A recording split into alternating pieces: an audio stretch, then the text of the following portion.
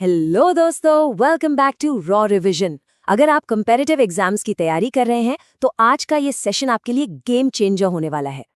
देखिए, ये topic exam में बार बार पूछा जाता है और अगर आपने इसे मिस कर दिया तो सच में नुकसान हो सकता है।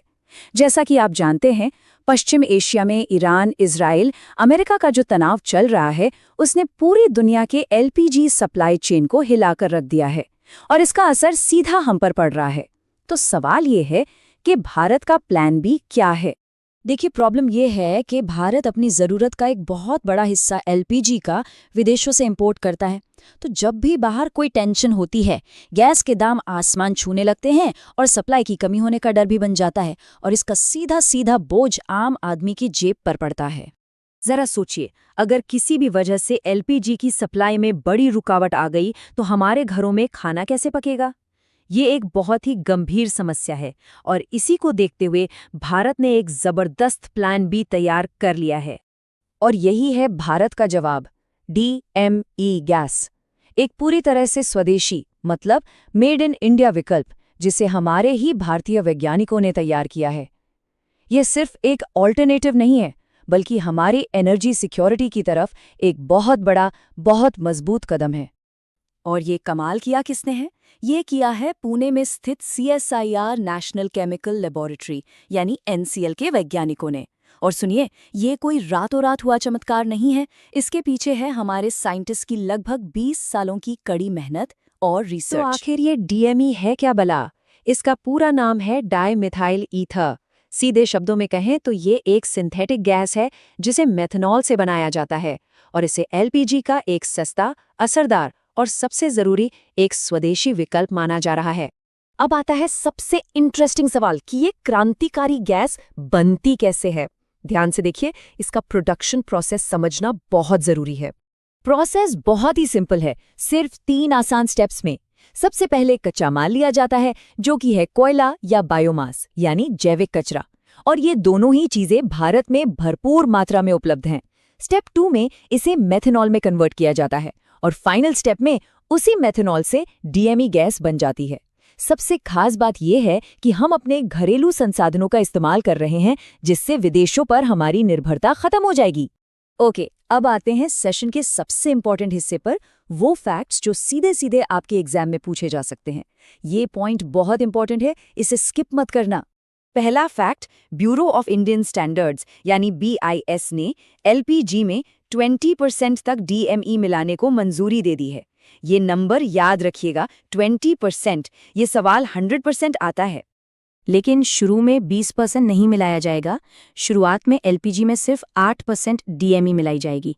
और सबसे बड़ी गुड न्यूज़ ये है कि इस 8% ब्लेंडिंग के लिए आपको अपने घर का चूल्हा, सिलेंडर या रेगुलेटर कुछ भी बदलने की ज़रूरत नहीं पड़ेगी।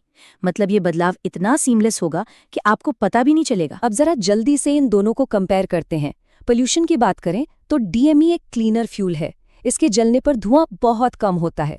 सोर्स की बात करें तो डीएमई पूरी तरह स्वदेशी है, जबकि एलपीजी ज्यादातर इंपोर्टेड है। और कॉस्ट, क्योंकि डीएमई घरेलू चीजों से बनेगी तो इसकी कीमत भी ग्लोबल मार्केट पर डिपेंड रहने वाली एलपीजी से कम होने की पूरी उम्मीद है। और अब वो आंकड़ा जो सच में आपके होश उड़ा देगा। एग्जाम में यही पूछा जाता है। सिर्फ 8% डीएमई ब्लेंडिंग से ही भारत हर साल लगभग 9,500 करोड़ रुपए की विदेशी मुद्रा बचा सकता है। शॉकिंग! इमेजिन कीजिए, ये बचत देश की इकोनॉमी के लिए कितनी बड़ी राहत होगी। और देखिए, ये सब कोई हवा में बातें नहीं है, इसके पीछे सॉलिड साइंटिफिक वर्क है। CSIR पुणे के वैज्ञानिकों ने 20 साल से ज्यादा की रिसर्च की है। उनका एक पायलट प्रोजेक्ट आज भी रोजाना 250 किलो गैस सक्सेसफुली बना रहा है। फ्यूचर में 2.5 टन पर डे की कैपेसिटी का डेमो प्लांट लगाने की भी प्लानिंग है। और इतना ही नहीं, वैज्ञानिकों ने एक ऐसा फ्लेक्सिबल बर्नर भी डेवलप कर लिया है जो डीएमई और एलपीजी के किसी भी मिक्स पर काम कर सकता है। लेकिन ये सिर्फ एक गैस का विकल्प नहीं है। लास्ट तक देखना, पूरा क्लियर हो जाएगा।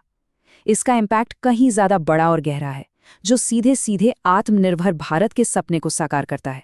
चलिए इसके मल्टीपल फायदों को समझते हैं। डीएमई हमारे लिए एक ट्रिपल विन सिचुएशन से भी बढ़कर है।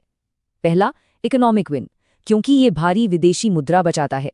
दूसरा, स्ट्रेटेजिक विन, क्योंकि ये फ्यूल इंपोर्ट पर हमारी निर्भरता को जड़ से कम करता है। तीसरा, एनवायरमेंटल विन, क्योंकि ये एक ज्यादा साफ और ग्रीन फ्यूल है। और सबसे बढ़कर ये आत्मनिर्भर भारत अभियान के लिए एक बहुत बड़ी नेशनल विन है।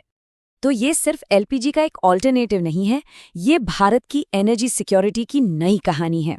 ये इस बात का सबूत है कि भारतीय वैज्ञानिक देश की बड़ी से बड़ी चुनौतियों का समाधान देश के अंदर ही ढूंढ सकते हैं। चलिए जल्दी से रिवाइज कर लेते हैं।